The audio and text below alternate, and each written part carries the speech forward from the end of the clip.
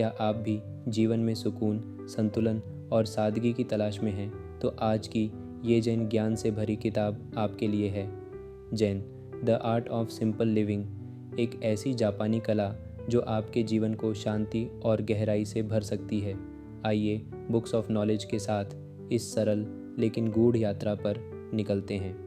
आज हम बात करने वाले हैं Zen the art of simple living by Shunmyo Masuno book के बारे में। ज़िंदगी की भागदौड़ में अक्सर हम इतने उलझ जाते हैं कि खुद के लिए वक्त निकालना भूल जाते हैं। हर दिन की टेंशन, काम का प्रेशर, सोशल मीडिया की लगातार नोटिफिकेशन, ये सब हमें एक पल भी अकेला नहीं छोड़ते। लेकिन कभी सोचा है कि अगर कुछ देर के लिए इस सब को साइड रख कर बस खुद के साथ बैठा जाए तो कैसा महसूस होगा? शायद अजीब लगे, शायद अच्छा लगे, लेकिन यह ज़रूरी है। अकेलापन और एकांत, सॉलिट्यूड में फ़र्क होता है। अकेलापन अब होता है जब आप चाहते हैं कि कोई हो लेकिन कोई नहीं होता। वहीं एकांत अब होता है जब आप खुद को खुद के साथ वक्त देने का मौका देते हैं। एकांत कोई सज़ा नहीं, बल्कि यह एक गिफ्ट है जो आपको खुद से जोड़ सकता है।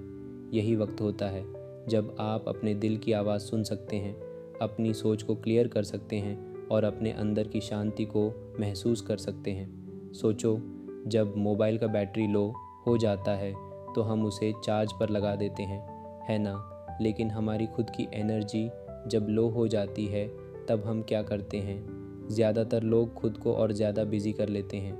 मूवी देखना, गाने सुनना, लोगों से चैट करना, बस किसी भी तरह खालीपन को भरने की कोशिश। लेकिन असल में खुद को चार्ज करने के लिए हमें खालीपन को अपनाने की ज़रूरत होती है। अगर हर दिन सिर्फ 10 मिनट अपने लिए निकालो, बिना किसी डिवाइस, बिना किसी डिस्ट्रैक्टर सकता है, बस एक शांत जगह ढूंढो, बैठो और सांसों को महसूस करो। हो सकता है कि शुरू में दिमाग इधर उधर भागे, लेकिन धीरे धीरे यह एक आदत बन जाएगी। ये छोटा सा ब्रेक आपके दिमाग को रिसेट कर सकता है, आपको नए आइडियाज़ दे सकता है और आपको रिलैक्स कर सकता है। कुछ लोगों को डर लगता है कि अगर वह अकेले बैठेंगे तो उनके अंदर की सारी उलझनें बाहर आ जाएंगी। लेकिन यही तो अच्छी बात है। जो भी दिक्कतें हैं, जो भी फीलिंगलेस नहीं और एक्सेप्ट करने का यही मौका है। एकांत आपको आपके सच के करीब ले जाता है। इससे आपको समझ आता है कि आप कौन हो, क्या चाहते हो और किस चीज़ की आपको सच में ज़रूरत है। बड़े बड़े सोचने वाले लोग, क्रिएटिव पर्सन, राइटर्स, फिलोसोफर, सबके पास एक कॉमन हैबिट होती है, वह खुद को समय देते हैं। स्टीव जॉब्स को ही देख लो, वह हर दिन कुछ वक्त अकेले बिताते थे ताकि उनकी सोच क्लियर हो सके। आइंस्टाइन हो, न्यूटन हो या कोई भी बड़ा इन्वेटर, उनकी सबसे बड़ी खोजें तब हुई जब उन्होंने खुद को दुनिया से थोड़ा अलग करके सोचा। अगर आपको लगे कि 10 मिनट बैठना भी मुश्किल है तो कोई बात नहीं, शुरुआत छोटे स्टेप्स से करो। हो सकता है कि वॉक करते हुए ये वक्त निकालो या किसी शांत जगह बैठकर बस अपने आसपास के माहौल को महसूस करो। ध्यान, मेडिटेशन करना भी एक बढ़िया तरीका है। लेकिन अगर वह भी मुश्किल लगे तो बस खुद से बातें करो। खुद से पूछो, मैं अभी कैसा महसूस कर रहा हूँ? मुझे किस चीज़ की सबसे ज़्यादा ज़रूरत है? धीरे धीरे जब आप खुद को यह समय देना शुरू करोगे तो पाओगे कि आप ज़्यादा शांत महसूस करने लगे हो। छोटी छोटी चीज़ों में भी खुशी मिलने लगेगी। जो चीज़ें पहले बहुत बड़ी लगती थीं वह छोटी लगने लगेंगी। स्ट्रेस कम होगा, सोचने की क्षमता बढ़ेगी और सबसे बड़ी बात, आप खुद के साथ कनेक्ट हो पाओगे। दुनिया आपको हर वक्त बिज़ी रहने के लिए कहेगी, हर जगह यही सुनने को मिलेगा, काम करो, लोगों से मिलो, कुछ प्रोडक्टिव बनो। लेकिन जो लोग सच में अपनी लाइफ को बैलेंस करना जानते हैं वह यह भी समझते हैं कि खालीपन का भी एक अपना महत्व है। खुद को वक्त देना कोई लग्जरी नहीं, यह ज़रूरी है। तो अगली बार जब आपको लगे कि सब कुछ बहुत ज़्यादा हो रहा है, जब हर चीज़ उलझी हुई लगे, तो बस खुद को 10 मिनट दो, फ़ोन साइलेंट करो, किसी को कोई मैसेज मत भेजो, कोई म्यूज़िक मत सुनो, बस बैठो और सांस लो। ये छोटे छोटे पल आपको धीरे धीरे एक बड़ा बदलाव महसूस कराएंगे और जब यह आदत बन जाएगी तब आपको एहसास होगा कि असली शांति बाहर नहीं बल्कि आपके अंदर ही थी। बस आपको उसे सुनने का वक्त नहीं मिला था। कभी सोचा है कि जब कमरा गंदा होता है तो मूड भी ख़राब क्यों हो जाता है? जब टेबल पर ढेर सारे पेपर्स, पुराने बिल, बिखरी हुई चीज़ें पड़ी होती हैं तो दिमाग भी भारी भारी सा क्यों लगता है, इसका सीधा सा कारण है बाहरी माहौल का असर हमारे अंदर के माइंडसेट पर पड़ता है। जब आसपास सब कुछ क्लट होता है तो सोच भी उलझी हुई महसूस होती है, लेकिन जब जगह साफ़ सुथरी हो, चीज़ें अपनी सही जगह पर हो, तो मन भी हल्का और ऑर्गेनाइज लगता है। अपने स्पेस को डिक्लटर करना एक छोटी सी आदत लग सकती है, लेकिन इसका असर बहुत बड़ा होता है। अगर आप हर दिन सिर्फ 10 मिनट किसी एक हिस्से को साफ करने में लगाते हो, तो धीरे धीरे यह आपकी लाइफ को सिंप्लीफाई कर सकता है। इस प्रोसेस को कॉम्प्लिकेटेड बनाने की ज़रूरत नहीं, बस छोटे छोटे स्टेप्स लो।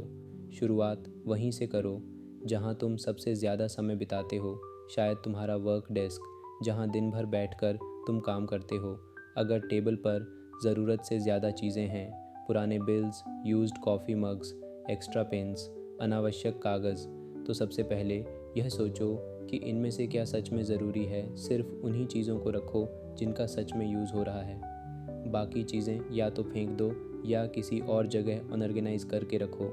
जब टेबल साफ़ होगी तो दिमाग भी क्लियर फील करेगा। काम करने की जगह डिक्लटर होने का एक और फ़ायदा है, प्रोडक्टिविटी बढ़ जाती है। जब चीज़ें अपनी सही जगह पर होती हैं तो बार बार उन्हें ढूंढने में समय बर्बाद नहीं होता।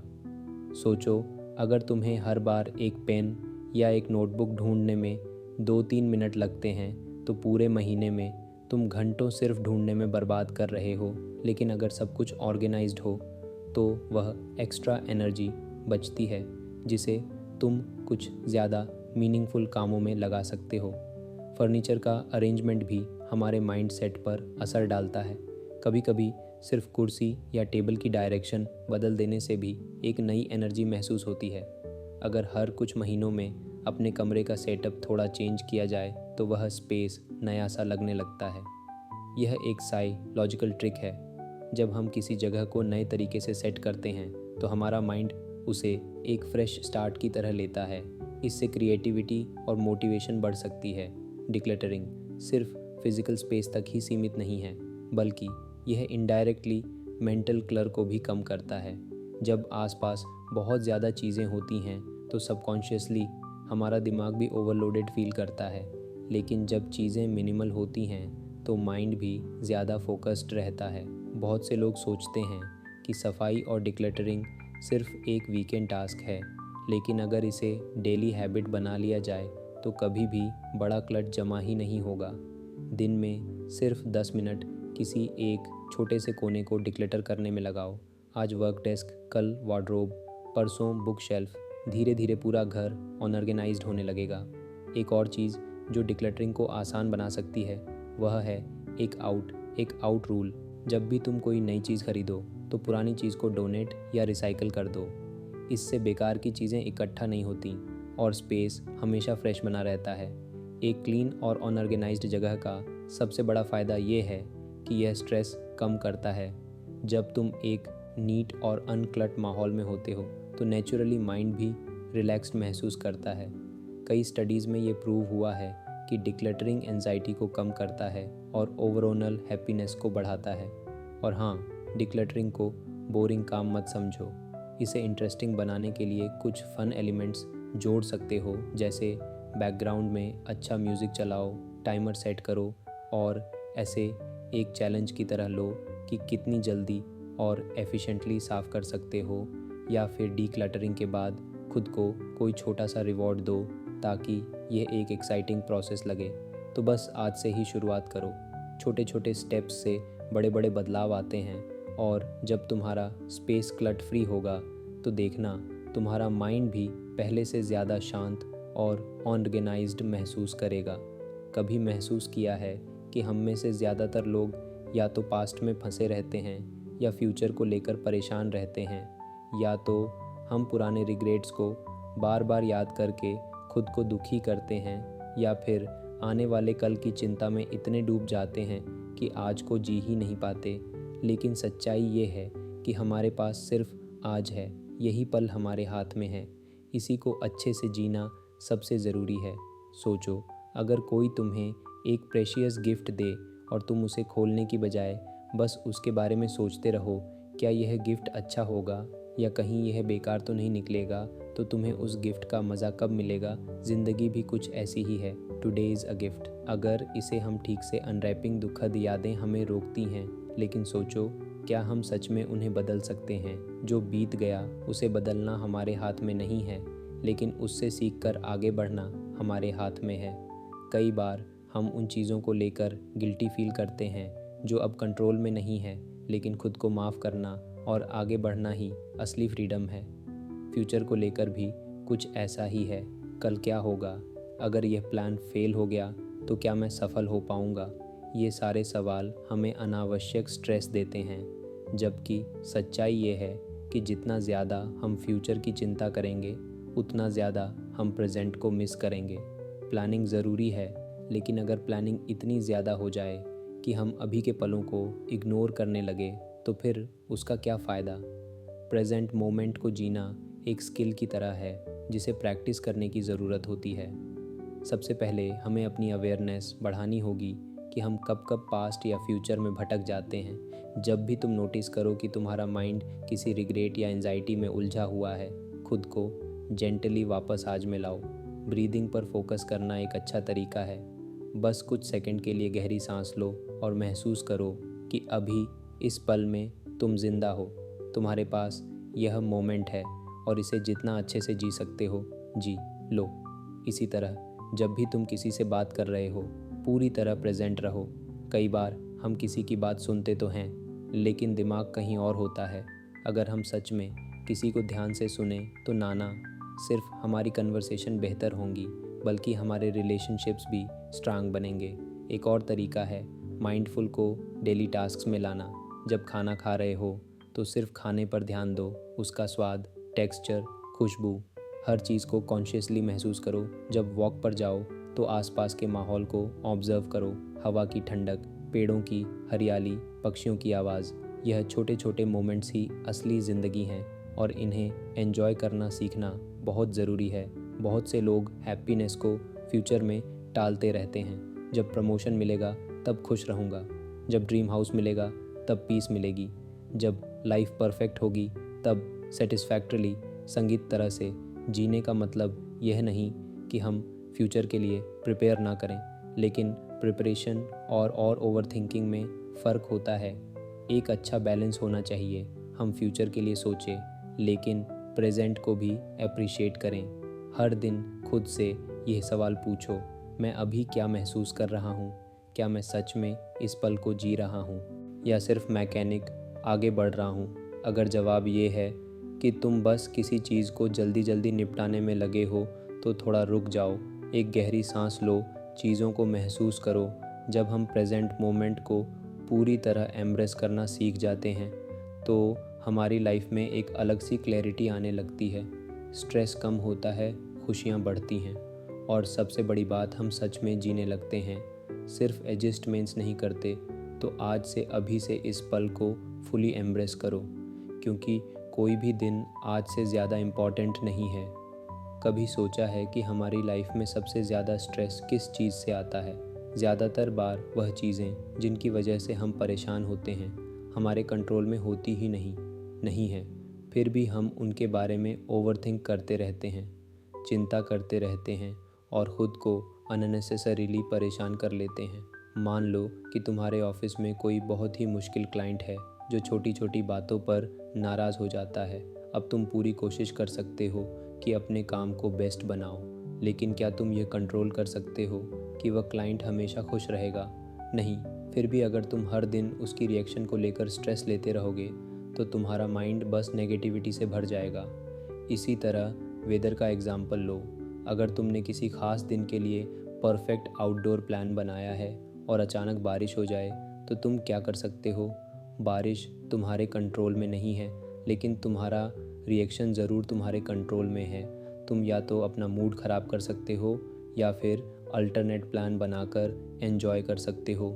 लाइफ में कई बार हम ऐसी चीज़ों की चिंता करने में अपना टाइम और एनर्जी वेस्ट कर देते हैं जिन पर हमारा कोई कंट्रोल ही नहीं होता। यही स्टोइक फ़िलॉसफ़ी हमें सिखाती है, डिटैचमेंट फ्रॉम एक्सटर्नल आउटकम्स। मतलब जो चीज़ें हमारे हाथ में नहीं हैं, उनके बारे में परेशान होना छोड़ देना ही असली फ्रीडम है। मसून कहते हैं, don't be troubled by things that have not yet happened, यानी जो हुआ ही नहीं उसके बारे में परेशान क्यों होना। लेकिन हम में से कितने लोग हैं जो ऐसा कर पाते हैं? हम अक्सर इमेजिनरी प्रॉब्लम्स क्रिएट कर लेते हैं, खुद को वर्स्ट केस सिनेरियो में डाल देते हैं और फिर एंजाइटी में गिर जाते हैं। सोचो, तुमने किसी नए बिजनेस आइडिया पर काम किया और तुम्हें डर है कि लोग उसे पसंद नहीं करेंगे। अब यह तुम्हारे कंट्रोल में नहीं है कि हर कोई उसे पसंद करे, लेकिन अगर तुम बस इसी फियर में फंसे रहोगे तो तुम कभी अपनी पूरी पोटेंशियल के साथ काम ही नहीं कर पाओगे। एक और पावरफुल प्रिंसिपल है, don't waste time worrying about things you can not control. जितनी जल्दी तुम इस बात को एक्सेप्ट कर लोगे कि हर चीज़ तुम्हारे हाथ में नहीं होती, उतनी जल्दी तुम्हारी लाइफ पीसफुल होने लगेगी। अब सवाल यह आता है कि प्रैक्टिकली हम इस प्रिंसिपल को कैसे अप्लाई करें। सबसे पहले, जब भी तुम्हें किसी चीज़ की चिंता होने लगे, खुद से ये पूछो, क्या यह मेरे कंट्रोल में है? अगर जवाब नहीं है तो उस चिंता को जाने दो। एक और तरीका है पर्सपेक्टिव शिफ्ट करने का। जिस चीज़ की चिंता तुम्हें सता रही है उसे एक आउटसाइडर की तरह देखो। सोचो कि अगर तुम्हारा कोई दोस्त इसी सिचुएशन में होता तो तुम उसे क्या सलाह देते। ज़्यादातर बार हम दूसरों को कालम रह की सलाह देते हैं लेकिन खुद उस पर अमल नहीं करते। मेडिटेशन और माइंडफुल भी बहुत मदद करते हैं। जब तुम प्रेजेंट मोमेंट पर फोकस करना सीख जाते हो तो तुम्हें ऑटोमेटिक एहसास होता है कि फ्यूचर की चिंता या पास्ट का रिग्रेट तुम्हारी एनर्जी को सिर्फ ड्रेन कर रहा है। लाइफ में हर दिन नया होता है और हमें यह तय करना होता है कि हम उसे किस माइंडसेट के साथ जीना चाहते हैं। जो चीज़ें हमारे कंट्रोल में नहीं हैं उन पर एनर्जी खर्च करके हम अपनी ही हैप्पीनेस को कम कर रहे होते हैं। तो आज से जब भी किसी अनकंट्रोलेबल चीज़ की चिंता तुम्हारे माइंड में आए, एक गहरी सांस लो और ख़ुद से कहो, यह मेरे हाथ में नहीं है, इसलिए मैं इसे जाने देता हूँ। यही असली पीस की शुरुआत है। सुबह जल्दी उठने का ख्याल सुनते ही ज़्यादातर लोगों का पहला रिएक्शन होता है, अरे यार, पहले ही नींद पूरी नहीं होती और जल्दी उठने की सलाह दे रहे हो। लेकिन सोचो, अगर सिर्फ 15 मिनट पहले उठने से तुम्हारी पूरी डे का एक्सपीरियंस बदल सकता है तो क्या तुम इसे एक बार ट्राई नहीं करना चाहोगे? हमारी सुबह की शुरुआत अक्सर हड़बड़ी से होती है। अलार्म बजते ही हम स्नूज़ मारते हैं, फिर अचानक रियल लाइफ उठते हैं, जल्दी जल्दी तैयार होते हैं और फिर एक रश में घर से निकलते हैं। इस पूरे प्रोसेस में कहीं भी पीस या माइंडफुल नहीं होती, सिर्फ अर्जेंसी होती है और यही अर्जेंसी हमारी पूरी डे को स्ट्रेस से भर देती है। अब इमेजिन करो कि अगर तुम सिर्फ 15 मिनट पहले उठने लगो तो क्या होगा। तुम्हारे पास थोड़ा एक्स्ट्रा टाइम होगा खुद के लिए, अपने थॉट्स को ऑर्गेनाइज करने के लिए और दिन की एक पीसफुल शुरुआत करने के लिए। ये छोटा सा चेंज तुम्हारी पूरी एनर्जी और माइंडसेट को शिफ्ट कर सकता है। जब तुम इंटेंशनल तरीके से दिन की शुरुआत करते हो तो तुम्हें ऐसा लगता है कि तुम दिन को कंट्रोल कर रहे हो, ना कि दिन तुम्हें सुबह के वो 15 मिनट तुम्हारे होते हैं। बिना किसी एक्सटर्नल प्रेशर के इन 15 मिनटों में तुम कुछ भी कर सकते हो जो तुम्हें मानसिक और भावनात्मक तैयारी करें। कुछ लोग इस समय में मेडिटेशन करते हैं, कुछ गहरी सांसें लेते हैं, कुछ लोग बस शांति से बैठकर चाय या कॉफ़ी पीते हैं या ईमेल्स, न्यूज़ और सीधे ही अपनी माइंड को ओवरवेलम कर लेते हैं। इंस्टेड पहली 15 मिनट सिर्फ खुद के लिए रखो। तुम चाहो तो इस टाइम में हल्की स्ट्रेचिंग कर सकते हो, डीप ब्रीदिंग ले सकते हो या ग्रेट वुड्स कर सकते हो। मतलब उन चीज़ों के बारे में सोच सकते हो जिनके लिए तुम थैंकफुल हो। ये छोटी छोटी चीज़ें तुम्हारी मेंटल स्टेट को एक पॉजिटिव डायरेक्शन में ले जाती हैं। अगर तुम्हें लिखने का शौक़ है तो एक छोटा सा जर्नल मेंटेन कर सकते हो। इसमें बस इतना लिखो कि आज के लिए तुम्हारा मेन फोकस क्या रहेगा। इससे तुम्हारा दिन ज़्यादा इंटेंशनल हो जाता है। सुबह के यह एक्स्ट्रा 15 मिनट तुम्हें वो क्लैरिटी और कामने देंगे जो पूरे दिन तुम्हारे साथ रहेगी। तुम नोटिस करोगे कि तुम्हारी इरिटेबिलिटी कम हो गई है, तुम चीज़ों को ज़्यादा कंपोज तरीके से हैंडल कर रहे हो और ओवरऑल तुम्हारी एनर्जी ज़्यादा बैलेंस्ड लग रही है।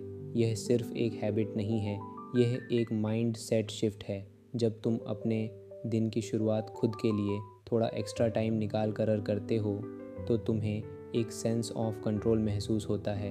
यह एक सटल लेकिन बहुत ही इफ़ेक्टिव तरीका है अपनी लाइफ को स्ट्रेस फ्री और पीसफुल बनाने का। तो कल से ही ट्राई करो। अलार्म 15 मिनट पहले सेट करो, स्नूज़ करने की आदत छोड़ो और देखो कि कैसे यही छोटा सा चेंज तुम्हारी पूरी डे को ट्रांसफॉर्म कर देता है।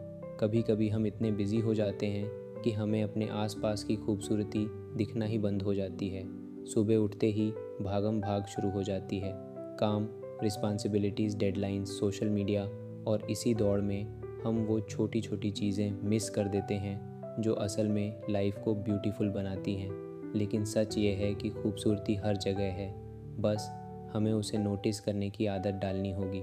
सोचो, जब तुम सुबह उठते हो और खिड़की से बाहर देखते हो तो शायद तुम्हारी नज़र बस ट्रैफिक, बिल्डिंग्स या क्लाउडियमयी छोटी चिड़िया दिख जाए जो अपनी मीठी आवाज़ में गा रही हो, या फिर हल्की हल्की हवा तुम्हारे चेहरे पर पड़े और तुम्हें एक रिफ़्रेशिंग फीलिंग दे। यह सब छोटी छोटी चीज़ें हैं, लेकिन अगर हम इन्हें महसूस करें तो यह हमारी लाइफ को और मीनिंगफुल बना सकती है। इमेजिन करो कि तुम ऑफिस जा रहे हो और रास्ते में अचानक एक सुंदर गुलाब खिला हुआ दिखता है। ज़्यादातर लोग इसे देखकर भी इग्नोर कर देते हैं, लेकिन अगर तुम एक पल के लिए रुककर उसकी खूबसूरती को एडमायर तो लेते हैं लेकिन नोटिस नहीं करते, जैसे शाम का सूरज धीरे धीरे होराइज़न में समा रहा होता है और पूरा आसमान लाल, नारंगी और गुलाबी रंगों में रंग जाता है, लेकिन हम इसे देखने के बजाय अपने फ़ोन में लगे रहते हैं या किसी और चीज़ की चिंता कर रहे होते हैं। अगर हम कॉन्शियसली हर दिन सिर्फ एक ब्यूटीफुल चीज़ को नोटिस करने की प्रैक्टिस करें तो हमारी पर्सपेक्टिव ही बदल जाएगी। हो सकता है वह ब्यूटी तुम्हारे घर की बालकनी में बैठी तुम्हारी माँ का पीसफुल चेहरा हो, या बारिश के बाद धरती से उठने वाली वह प्यारी सी मिट्टी की खुशबू। यह प्रैक्टिस न सिर्फ तुम्हें खुश रहने में मदद करेगी बल्कि तुम्हारे स्ट्रेस लेवल्स को भी कम करेगी। जब तुम छोटी छोटी चीज़ों में ब्यूटी ढूंढना सीख जाते हो तो तुम्हारी ग्रेटिट्यूड भी बढ़ जाती है।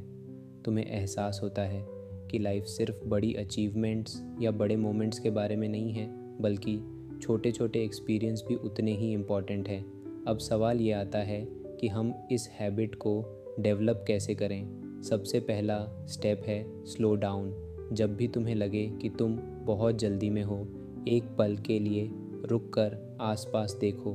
क्या तुम्हें कोई ऐसी चीज़ दिख रही है जो ब्यूटीफुल हो? दूसरा तरीका है बी प्रेजेंट। अक्सर हम या तो पास्ट की यादों में रहते हैं या फ्यूचर की चिंता में, लेकिन जब तुम पूरी तरह प्रेजेंट मोमेंट में होते हो तभी तुम्हें वो ब्यूटी दिखती है जो हर जगह मौजूद है। तुम चाहो तो एक छोटी सी डायरी या नोट्स ऐप में हर दिन एक ऐसी चीज़ लिख सकते हो जो तुम्हें ब्यूटीफुल लगी। धीरे धीरे तुम्हें एहसास होगा कि तुम्हारी लाइफ पहले से ज़्यादा कलरफुल और पीसफुल लगने लगी है। इसलिए अगली बार जब तुम बाहर निकलो तो बस दौड़ते मत जाओ, थोड़ा रुक कर सांस लो और अपने आसपास की दुनिया को महसूस करो। हो सकता है तुम्हें किसी बच्चे की हंसी सुनाई दे जो तुम्हें एक प्योर हैप्पीनेस का एहसास कराए, या फिर रात को आसमान में चमकते तारों को देखकर तुम्हें एक अलग ही सुकून मिले। ब्यूटी हर जगह है, बस हमें उसे देखने की आदत डालनी होगी। परिवर्तन जीवन का एक अनिवार्य हिस्सा है, लेकिन ज़्यादातर लोग इससे डरते हैं। हम एक कंफर्ट जोन बना लेते हैं जहां सब कुछ प्रिडिक्टेबल और आसान लगता है, लेकिन जब कोई बदलाव आता है, चाहे वह नया जॉब हो, किसी नए शहर में जाना हो, रिलेशनशिप्स में बदलाव हो, या फिर खुद के अंदर कोई बदलाव, तो हम घबरा जाते हैं। हमें लगता है कि यह नया रास्ता शायद हमारे लिए सही नहीं होगा और हम अस्थिरता से बचने के लिए उसी पुरानी जगह पर टिके रहना चाहते हैं। लेकिन अगर हम ध्यान से देखें तो पाएंगे कि पूरी प्रकृति ही बदलाव का एक सुंदर उदाहरण है। एक बीज को देखो, जब वह मिट्टी में डाला जाता है तो उसे भी कंफर्ट जोन छोड़कर बदलना पड़ता है। उसे अंधेरे मिट्टी के अंदर से बाहर आना पड़ता है, अपनी जड़ें फैला पड़ती है और फिर धीरे धीरे वह एक खूबसूरत पौधे में बदलता है। अगर वह बीज डर कर मिट्टी में ही सड़ जाए और ऊपर आने की कोशिश ही ना करें तो वह कभी फूल या पेड़ नहीं बन पाएगा। बदलाव से डरने का सबसे बड़ा कारण होता है अनिश्चितता। हमें नहीं पता कि आगे क्या होगा और यह न जानने का डर ही हमें रोक देता है। लेकिन अगर हम इस डर को अपनाना सीख लें और इसे एक्साइटमेंट में बदल लें तो हर बदलाव हमारे लिए एक नया मौका बन सकता है। सोचो, अगर तुम्हारी लाइफ में कभी कोई बदलाव ना आए तो क्या होगा। हर दिन वही रूटीन, वही लोग, वही कन्वर्सेशन, धीरे धीरे सब कुछ बोरिंग लगने लगेगा। असल में ग्रोथ तभी होती है जब बदलाव आते हैं। अगर कोई इंसान नए चैलेंज फेस ही नहीं करेगा तो वह कभी नई चीज़ें सीख भी नहीं पाएगा। कभी कभी बदलाव पेनफुल भी हो सकता है। जब कोई जॉब छूटती है, कोई करीबी इंसान दूर चला जाता है या कोई अनएक्सपेक्टेड सिचुएशन आ जाती है तो हम नेचुरली दुखी होते हैं। लेकिन अगर हम इसे एक नए पर्सपेक्टिव से देखें तो हर बदलाव कुछ ना कुछ सिखाने आता है। मसून कहते हैं, डू नॉट फियर चेंज, यानी बदलाव से डरने की ज़रूरत नहीं है बल्कि उसे अपनाने की ज़रूरत है। क्योंकि जितना जल्दी हम इसे अपना लेंगे उतना ही आसान हो जाएगा हमारे लिए इसे हैंडल करना। अगर तुम्हें बदलाव से डर लगता है तो सबसे पहले अपने माइंडसेट को शिफ्ट करो। इसे एक ख़तरा नहीं बल्कि एक अपॉर्चुनिटी की तरह देखो। जब भी कोई नया चैलेंज आए खुद से पूछो, इससे मुझे क्या सीखने को मिलेगा। दूसरा तरीका ये है कि छोटे छोटे बदलावों से शुरुआत करो। जैसे अगर तुम एक ही रूटीन में फंसे हुए हो तो उसमें छोटे बदलाव लाने की कोशिश करो। जैसे सुबह जल्दी उठना, नई जगह पर घूमने जाना, कोई नया हॉबी ट्राई करना। जब तुम छोटे छोटे बदलावों को अपनाने लगोगे तो बड़े बदलावों को भी आसानी से हैंडल कर पाओगे। बदलाव को अपनाने का एक और तरीका है ट्रस्ट द प्रोसेस। हर चीज़ एक वजह से होती है और कभी कभी हमें तुरंत समझ नहीं आता कि यह बदलाव हमारे लिए क्यों आया है। लेकिन जब हम पीछे मुड़कर देखते हैं तो हमें संगीत रियल लाइफ तुम्हारी ज़िंदगी में आए तो उससे भागो मत, उसे गले लगाओ, उसे एक्सप्लोर करो और उसे एक नई जर्नी की तरह देखो। क्योंकि जो बदलता है वही बढ़ता है। इंसान की नेचर ही ऐसी है कि उसे हमेशा और ज़्यादा चाहिए। जब एक गोल पूरा हो जाता है तो मन दूसरा गोल सेट कर लेता है। जब एक छीं मिल जाती है तो दूसरी की चाहत होने लगती है। ये एंडलेस साइकिल चलती ही रहती है। बेटर जॉब, ज़्यादा पैसा, बड़ी गाड़ी, बड़ा घर और भी बहुत कुछ। लेकिन अगर ध्यान से देखें तो क्या यह सच में हैप्पीनेस लाता है या फिर यह सिर्फ एक इल्यूजन है जो हमें हमेशा भागते रहने पर मजबूर करता है।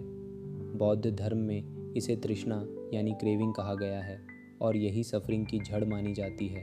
जब हम किसी चीज़ की चाहत में इतने खो हो जाते हैं कि उसके बिना हमें अधूरापन महसूस होने लगे तो वह इच्छा हमारे लिए दर्द बन जाती है। सोचो, जब तुम्हें कोई नया फ़ोन चाहिए और तुम दिन रात उसी के बारे में सोचते हो। जब तक वह फ़ोन नहीं मिलता तुम्हें बेचैनी होती है और जैसे ही मिल जाता है थोड़े दिन में एक्साइटमेंट ख़त्म हो जाती है। फिर तुम्हें उससे भी नया और बेहतर मॉडल चाहिए। यही साइकिल हर चीज़ में लागू होती है, चाहे वो मटेरियल थिंग्स हो या लाइफ की दूसरी चीज़ें जैसे सक्सेस, रिलेशनशिप्स, स्टेटस, एड्स। अगर असली सेटिस्फैक्टरली संगीत, इसका मतलब ये है कि जो अभी तुम्हारे पास है उसे पूरी तरह अप्रिशिएट करो। जब हम ग्रेटिट्यूड महसूस करते हैं तो हमारे अंदर एक अलग तरह की शांति आती है।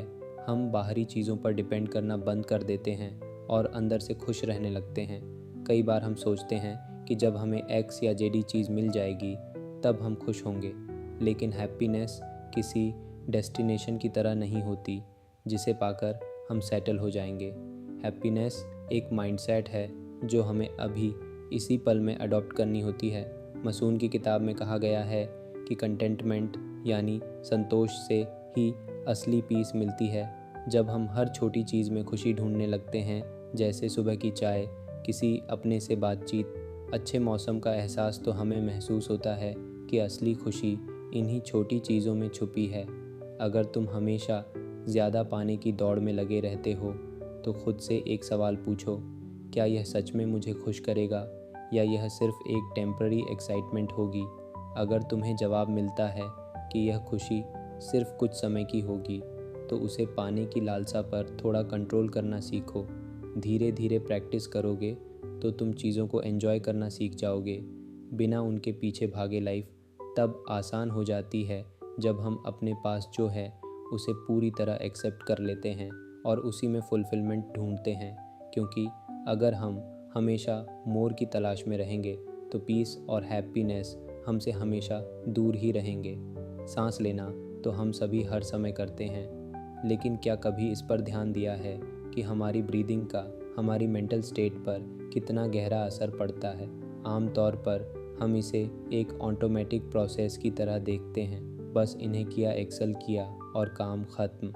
लेकिन अगर तुम ध्यान से देखो तो यही सांसें तुम्हारे स्ट्रेस को कम कर सकती हैं, तुम्हारी एंजाइटी को कंट्रोल कर सकती हैं और तुम्हारे दिमाग को एकदम क्लियर कर सकती हैं। यही वजह है कि माइंडफुल में ब्रीदिंग को सबसे ज़्यादा इम्पोर्टेंस दी जाती है। जब भी तुम परेशान होते हो या गुस्से में होते हो तब तुम्हारी सांसें तेज़ और शैलो हो जाती हैं, लेकिन जब तुम रिलैक्स होते हो तो तुम्हारी ब्रीदिंग स्लो और डीप होती है। इसका मतलब ये हुआ कि अगर तुम अपनी ब्रीदिंग को कंट्रोल करना सीख जाओ तो इनडायरेक्टली तुम अपनी इमोशंस को भी कंट्रोल कर सकते हो। मसून की किताब में भी यही कॉन्सेप्ट समझाया गया है। ब्रीदिंग इम्प्रूव्स द माइंड, यानी जैसे जैसे तुम अपनी ब्रीथिंग को सही करते हो वैसे वैसे तुम्हारा माइंड भी काल्म और क्लियर होता जाता है। अब सवाल यह आता है कि माइंडफुल ब्रीदिंग को प्रैक्टिस कैसे किया जाए। इसके लिए सबसे आसान तरीका है कि दिन में कम से कम 5 मिनट के लिए सिर्फ अपनी सांसों पर ध्यान दो। कोई ख़ास टेक्निक फॉलो करने की ज़रूरत नहीं, बस इनहेल और एक्सेल पर फोकस करो। जब सांस अंदर लो तो इसे महसूस करो कि वह कैसे तुम्हारे शरीर में जा रही है, और जब बाहर छोड़ो तो इस पर ध्यान दो कि यह कैसे टेंशन को अपने साथ बाहर ले जा रही है। शुरू में यह आसान नहीं लगेगा क्योंकि तुम्हारा दिमाग इधर उधर भटके। तुम्हें अचानक याद आएगा कि तुम्हें किसी को कॉल करना था या तुम्हारा माइंड किसी पुरानी बात में उलझ जाएगा। लेकिन जैसे ही तुम यह नोटिस करो, अपने ध्यान को फिर से सांसों पर ले आओ। यही माइंडफुल है, अपना ध्यान भटकने के बाद फिर से प्रेजेंट मोमेंट में लाना। अगर तुम्हें ज़्यादा स्ट्रेस महसूस हो रहा हो तो डीप ब्रीथिंग करो। धीरे धीरे सांस अंदर लो, इसे 2-3 सेकंड तक रोक कर रखो और फिर धीरे धीरे बाहर छोड़ो। यह टेक्निक तुम्हारे नर्वस सिस्टम को शांत करने में मदद करेगी और तुम्हें इंस्टेंट रिलैक्सेशन महसूस होगा। यही तरीका बहुत सारे मंत्स और मेडिटेटर्स इस्तेमाल करते हैं ताकि उनका माइंड हमेशा शांत और क्लियर रहे। माइंडफुल ब्रीदिंग का सबसे बड़ा फ़ायदा ये है कि यह किसी भी सिचुएशन में काम आ सकती है। अगर तुम्हें किसी इम्पॉर्टेंट मीटिंग से पहले नर्वसनेस हो रही हो तो कुछ डीप ब्रेथ्स लो। अगर तुम्हें किसी पर गुस्सा आ रहा हो तो एक पॉज लो और धीरे धीरे सांस लो। अगर रात को नींद नहीं आ रही हो तो सोने से पहले कुछ देर अपनी सांसों पर ध्यान दो। मसून यह भी कहते हैं कि ब्रीदिंग सिर्फ एक फ़िज़िकल प्रोसेस नहीं है, बल्कि ये हमारे दिमाग और इमोशन से सीधा जुड़ी होती है। जब हम अपनी सांसों को सही तरीके से कंट्रोल करना सीख जाते हैं तो हम अपने थॉट पैटर्न्स को भी शिफ्ट कर सकते हैं। इसलिए अगर तुम अपने माइंड को क्लियर और स्ट्रेस फ्री रखना चाहते हो तो माइंडफुल ब्रीथिंग को अपनी डेली लाइफ का हिस्सा बना लो। धीरे धीरे तुम्हें खुद ही एहसास होगा कि तुम्हारा दिमाग पहले से ज़्यादा शांत और फोकस्ड हो गया है। तो फ्रेंड्स, यह थी हमारी आज की बुक समरी। अगर आपको जैन की यह सादा लेकिन प्रभावशाली बातें पसंद आई हों तो वीडियो को लाइक करें, चैनल बुक्स ऑफ नॉलेज को सब्सक्राइब करें और कमेंट में बताएं कि आप अपने जीवन में सादगी कैसे लाना चाहते हैं। और हाँ, ज़िंदगी को थोड़ा धीमा जिएं, सादगी में ही असली सुंदरता छुपी होती है। मिलते हैं अगली किताब के साथ। धन्यवाद।